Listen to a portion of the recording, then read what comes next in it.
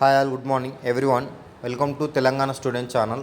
So that ఈరోజు విషయం ఏంటంటే మనకు యూఎంఎస్ నుంచి మెసేజ్ రావడం జరుగుతుంది. ఎవరైతే ఫస్ట్ ఫేజ్ అండ్ కంప్లీట్ అయిన వాళ్ళు, సీట్ అలాట్మెంట్ అయిన వాళ్ళకు, దెన్ సెకండ్ ఫేజ్ వాళ్ళకు కూడా next after that seat allotment అయిన తర్వాత వాళ్ళకి ఇలా యూఎంఎస్ పోర్టల్ నుంచి మెసేజ్ రావడం జరుగుతుంది వాళ్ళ మొబైల్కి. సో దట్ మనకు ఎలా వచ్చిందంటే, ఇక్కడ మన యూజర్ నేము, పాస్వర్డ్ ఇలా క్లిక్ చేసి దాన్ని లాగిన్ అయ్యి మీ యొక్క యూఎంఎస్ని ఫుల్ డీటెయిల్స్ ఫిల్ చేసి మీ యొక్క పేమెంట్ చేయండి.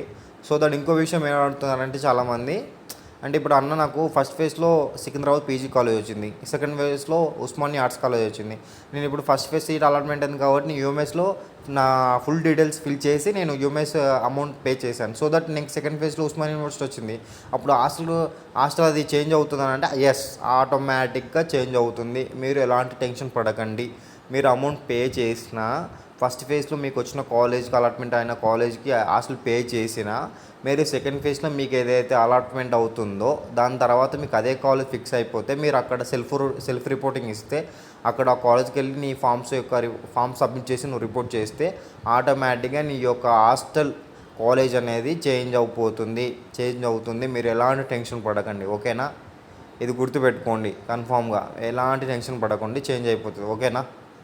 Thank you all. Like, share, subscribe Telangana Student Channel. Thank you all.